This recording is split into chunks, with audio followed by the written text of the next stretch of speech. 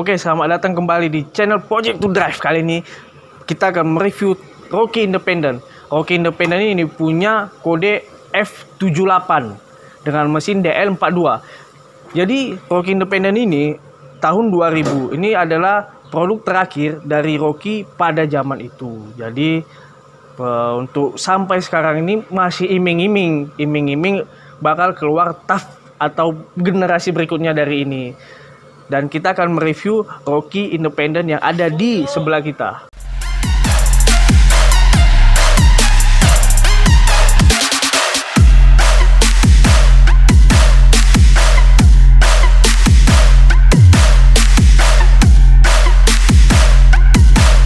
Kita akan membahas bagian depan dari Rockie Independent ini. Pada bagian depan ini sudah tidak standar lagi, karena standarnya Rockie Independent ini dia itu lampunya itu petal. Cuman ini udah diganti sama yang bulat, kayak Rockie Ranger kali ya.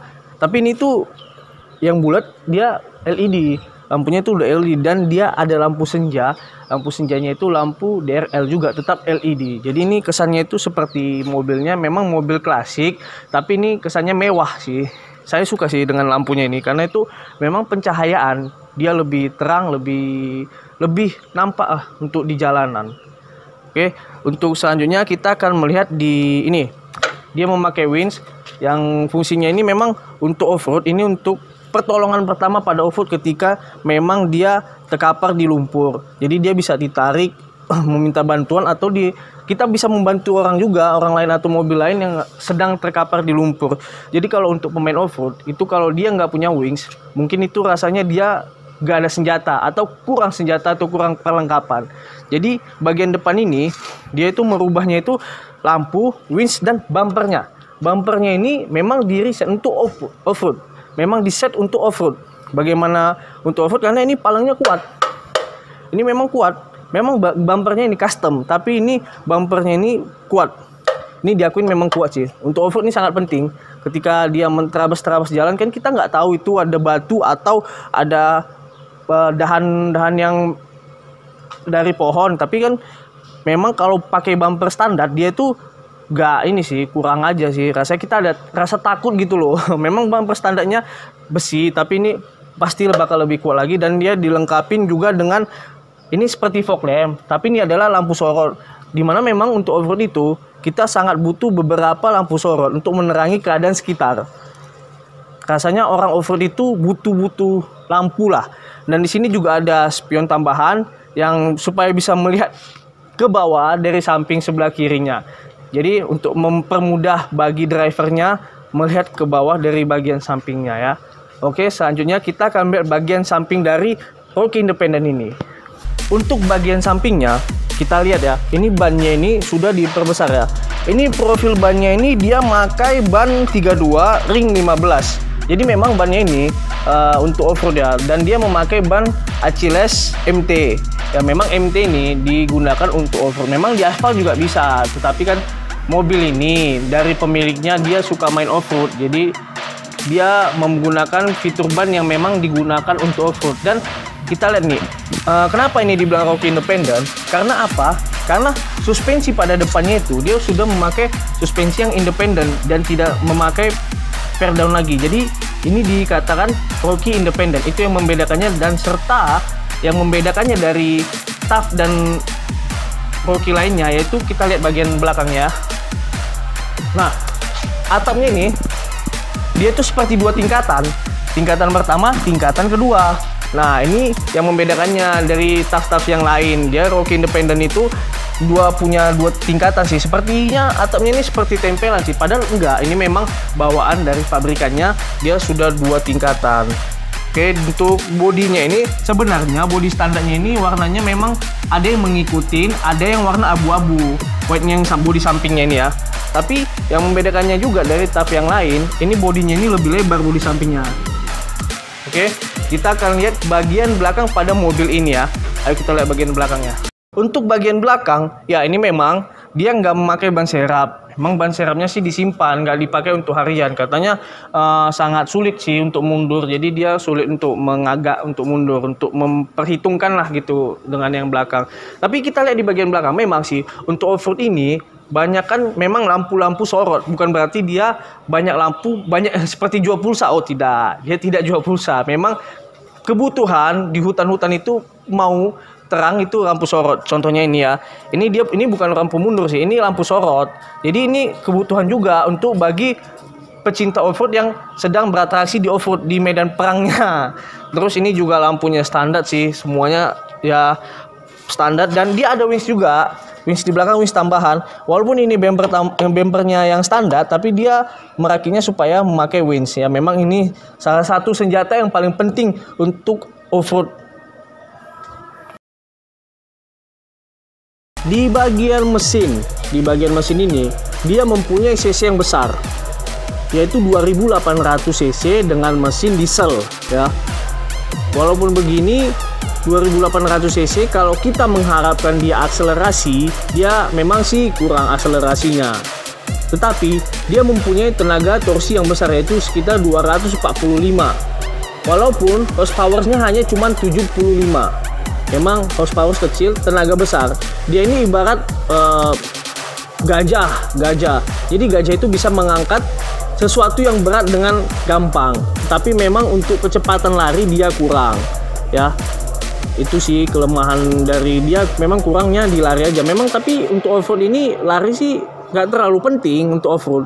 Dia lebih penting torsi dan tenaga yang besar. Jadi ketika ada medan yang berat atau mengangkat atau membantu dari kawan off-road lainnya, dia butuh tenaga memang yang besar. Dan ini mesinnya diesel udah pasti lah, ini pasti hemat lah diesel. Dan dia masih bisa mengkonsumsi diesel atau biosolar. Ya untuk buat kantong kita irit masih lah, oke lah. Untuk bagian mesin ini dia cukup simpel, tidak banyak sensor-sensor yang seperti mobil sekarang ini atau mobil yang gimana ya, teknologinya sudah tinggi sih. Untuk perawatan mesinnya ini dia tuh lebih efisien dan lebih efektif juga sih. Nggak terlalu banyak harus dibongkar ini, bongkar itu, supaya enak dan bagus lah. Saran saya sih untuk mesinnya ini sudah cukup, karena dia butuh tenaga yang besar dan dia sudah dapat tenaga yang besar di 2800 cc ini. Dengan kode mesin DL42. Oke, kita akan melihat pada bagian interior di mobil ini. Memang interior mobilnya ini dia sudah ada beberapa diubah, bahkan ditambahin sedikit dari standarnya supaya menambah kenyamanan pada drivernya atau penumpangnya juga. Bagian interior dari mobil ini kita lihat ya. Pertamanya itu dashboardnya ini dia mengalami perubahan, yaitu dengan adanya TV tambahan, monitor tambahan, double din tambahan. Dan memang sih rakitannya ini bagus. Dari ini dia kayak senyawa, dan dia ada tweeter tambahan. Menurut saya tweeternya ini ketika menyetir ya memang agak mengganggu sih untuk jalan jarak jauh ya. Tapi yang saya suka dari sini ya memang customan dari dashboardnya ini untuk double din ini rapi sekali. Dan kalian tahu ini dibuat di mana? Yaitu di Toms Audio yang ada Instagramnya di bawah ini. Nanti buat kalian yang mau nanya-nanya audio, mau sedikit dekor-dekor audio atau banyak pun, nanti kita bisa di sini ya. Dan untuk interiornya sih masih rapi ya. Dan ini dia memakai jok MBTEK Carrera. Wah, ini joknya ini mahal sih. Mahal. Kulitnya ini berbeda dengan yang lain sih. Terus dalam bagian dalamnya dia rapi, dan ini ada tombol-tombol. Tombol-tombol ini untuk ya satu wings depan, wings belakang, lampu tembak, dan ada tombol tambahan lagi untuk lampu tembak juga sih, lampu sorot. Ya kebutuhan tadi. Ini 4x4, dan sudah saya bilang tadi ini mobil dipakai untuk pemilikan untuk off-road. Di bagian belakang sih oke lah. Untuk kenyamanan posisi menyetir ini sangat nyaman sih, saya rasa posisi menyetirnya ini sangat nyaman. Dan kita itu menyetirnya ini seperti kita itu badan kita besar, gagah, terbawa dengan mobilnya. Untuk bagian belakang, kelemahan di belakang, memang kursi di belakang ini agak sedikit sempit ya, agak sedikit kecil ya. Dibanding mobil-mobil minibus lainnya dia agak kecil. Tapi untuk di paling belakang dia joknya itu sudah maju agak ke depan dan menyisakan bagasi ruang untuk tempat penyimpanan barang. Jadi ini sebenarnya kabinnya luas, tapi untuk jok bangkit keduanya dia sangat kurang sih kenyamanannya, sangat kelegaannya lebih tepatnya kurang. Tapi dia udah pakai yaitu cup holder. cup holder ini ya tempat penyimpanan botol minum sih. Jadi memang untuk perjalanan jauh oke sih dari mobil ini.